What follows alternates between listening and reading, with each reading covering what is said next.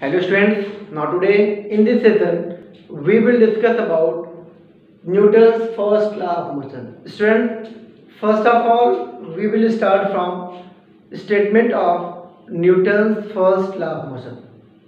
According to Newton's first law of motion, if a body is in a state of rest, it will remain in the state of rest. मतलब body अगर rest में है तो वो rest में ही रहना चाहता है, ठीक है. And if it is in the state of motion, it will remain moving in the same direction with same speed unless an external force is applied on it. मतलब ये कि अगर वो मोशन में है तो वो मोशन में ही रहेगा जब तक कि हम कोई एक्सटर्नल फोर्स अप्लाई ना करें. तो Newton first law of motion से ये चीज़ सामने निकल के आ रहा है कि कोई बॉडी अगर रेस्ट में है तो वो रेस्ट में ही रहेगा, मोशन में है तो वो मोशन में ही रहेगा तब तक जब तक कि उसके ऊपर हम कोई एक्सटर्नल फोर्स अप्लाई ना करें.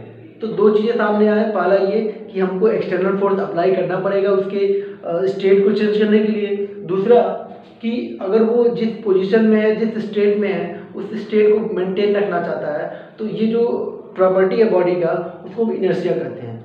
तो इसका मतलब ये हो गया Newton's first law of motion defines inertia, therefore called the law of inertia. So Newton's first law of motion is also known as law of inertia. Okay? मतलब inertia को डिफाइन करता है तो फिर इसको हम law of inertia भी कह सकते हैं. Second, Newton's first law of motion gives qualitative definition of force. Body के ऊपर अगर हम एक्सटर्नल फोर्स अप्लाई जब तक नहीं करेंगे तो बॉडी जिस भी पोजीशन में है, जिस भी स्टेट में है, उस स्टेट को मेंटेन रखता है. तो कहीं ना कहीं फोर्स का भी अपने आप में एक इम्पॉर्टेंट रोल है बॉडी के स्टेट को चेंज करने में. तो Newton's first law of motion से दो चीज़ें सामने आ रही हैं. पहला ये कि बॉडी के ऊपर हम एक्सटर्नल फोर्स अप्लाई करते हैं ताकि उसकी इनर्शिया में चेंजेस आ जाए, उसके स्टेट में चेंजेस आ जाए. दूसरा ये कि वो अपने उसकी ये प्रॉपर्टी है कि वो जैसा है वो वैसा ही रहना चाहता है, उसकी पोजीशन में अपने स्टेट में कोई चेंजेस नहीं लाना चाहता है. तो जिसकी वजह से इस प्रॉपर्टी को इनर्शिया कर रहे हैं और इसी वजह से हम लॉ ऑफ इनर्शिया भी करते हैं. Now what is inertia? Student, inertia is the property of a body due to which it opposes to change in state of rest और of uniform motion by itself. Student, अगर हम बात करें कि कोई बॉडी रेस्ट में है तो या फिर वो मोशन में है तो उसके इस रेस्ट या मोशन को अपोज करने की बॉडी की जो प्रॉपर्टी है कि वो उसके मोशन को मोशन भी बनाए रखने देना चाहता है, या अगर वो स्टेट में है, रेस्ट पोजीशन में है तो वो रेस्ट में ही बॉडी को मेंटेन रखने चाहता है. तो ये जो इसकी प्रॉपर्टी है इसी को हम इनर्शिया कहते हैं. तो अब ये तीन तरीके से हो सकता है. First, inertia is of three type. First, inertia of rest, inertia of motion, inertia of direction. उससे पहले एक और चीज़ है, mass of a body is the measure of its inertia. Okay, the greater is the mass, the larger is it's inertia and vice versa. मतलब ये अगर किसी body का मास ज़्यादा है तो कहीं ना कहीं मास ज़्यादा होने की वजह से हम ये कह सकते हैं कि उसका जो इनर्शिया होगा वो भी ज़्यादा होगा. बॉडी अगर हैवी होगा तो उसके वजह से उसमें मूवमेंट होने का चांसेस कम है. ठीक है, अगर लाइट बॉडी है, मास कम है, तो अगर हम देखें तो उस पर हम कहीं से थोड़ा सा भी एक्सटर्नल फोर्स अगर कहीं से उस पर इन्वॉल्व हो जाए, अप्लाइड हो जाए, तो हम कह सकते हैं कि वो देख सकते हैं कि कहीं ना कहीं उसमें इसके स्टेट में चेंजेस आ सकते हैं. लेकिन बॉडी जितना हैवी होगा, मास जितना ज़्यादा होगा, उस बॉडी का इनर्शिया उतना ज़्यादा होगा. कारण यही है कि उसको मूव करने के लिए, मूवमेंट लाने के लिए कहीं ना कहीं हमको ज़्यादा से ज़्यादा फोर्स की रिक्वायरमेंट होगी. तो कहीं ना कहीं मास जो है उस बॉडी के इनर्शिया का क्या मेजर है, वो बताता है कि उसका इनर्शिया कितना है. बॉडी का मास जितना ज़्यादा होगा, the greater is the mass, the larger is it's inertia, उसका इनर्शिया उतना ज़्यादा होगा. ओके, इसी तरीके से जितना कम होगा उतना ये कम होगा. Now there are three types of inertia. First, inertia of rest, inertia of motion and last, inertia of direction. Student, inertia of rest, it is a property of a body by virtue of which a body remains in the state of rest until external force is applied on it. Body अगर rest में है तो body की वो property जिसकी वजह से वो उसको रेस्ट स्टेट में ही बनाए रखना चाहता है, उसके स्टेट को मेंटेन किए रखना चाहता है कि वो रेस्ट में तो रेस्ट में ही रहे, तो इसकी जो प्रॉपर्टी है इसको हम कह सकते हैं इनर्शिया ऑफ रेस्ट। अगर हम बात करें एक प्लेटफॉर्म पे, अगर हम किसी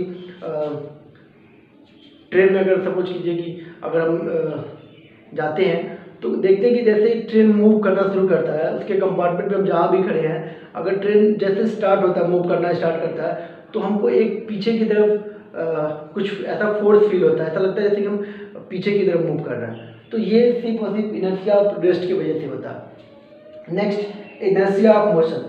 it is a property of a body by virtue of which it will remain in the state of motion until when some external force is applied on it। मतलब ये कोई बॉडी अगर मोशन में है तो वो मोशन में ही बनाए रखना चाहता है, बॉडी की वो प्रॉपर्टी कि वो मोशन में है तो मोशन में ही अपने आप को बनाए रखना चाहता है जब तक कि हम कोई एक्सटर्नल फोर्स अप्लाई नहीं करते हैं। तो बॉडी का ये जो प्रॉपर्टी है उसको हम बोलेंगे इनर्शिया ऑफ मोशन।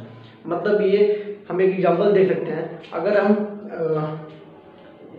किसी कार में या कहीं मूव कर रहे हैं, कार में ट्रेवल कर रहे हैं, तो देखते हैं कि जैसे कार आगे की तरफ बढ़ता है और अचानक से हम उसको रिटार्डेशन के थ्रू ब्रेक लगा करके अगर हम उसको स्टॉप करना चाहते हैं तो ड्यू टू मोशन हमको ऐसा फील होता है जैसे कि ब्रेक लगाने के साथ ही हम आगे की तरफ थोड़ा सा मूव कर जाते हैं। तो कहीं ना कहीं जब तक वो कार मूव कर रहा है तब तक हम उसके साथ मोशन में हैं, लेकिन जैसे ही हम अगर स्टॉप करते हैं कार को ब्रेक के थ्रू अगर स्टॉप करते हैं तो कहीं ना कहीं हमारी वो उस कार के थ्रू हमारे अंदर वो प्रॉपर्टी डेवलप हो जाती है कि हम भी मोशन में ही रहेंगे। लेकिन जैसे स्टॉप होता है, कार स्टॉप होता है, तो हम उस इनर्शिया ऑफ मोशन की वजह से हम थोड़ा आगे की तरफ बेंड कर जाते हैं, आगे की तरफ थोड़ा सा शिफ्ट हो जाते हैं, ऐसा फील होता है कि हम आगे की तरफ पहुँच जाने वाले हैं।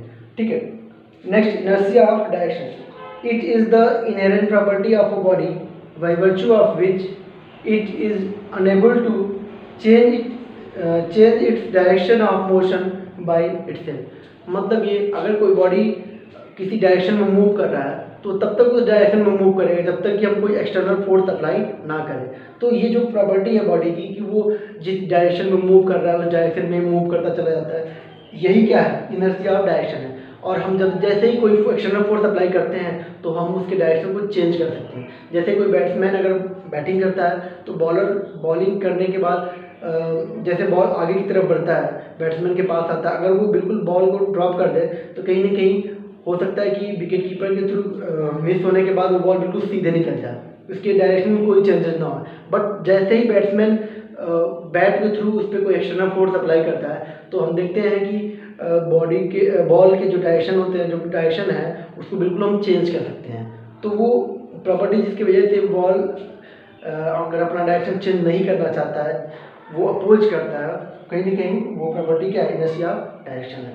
तो हम यहाँ से कितनी सारी चीज़ों में देख सकते हैं, statement for Newton's first law of motion, we have information about inertia, definition of inertia, mass is measure of inertia, then kinds of inertia, inertia of rest, inertia of motion and inertia of direction with the help of some examples. Okay, thank you.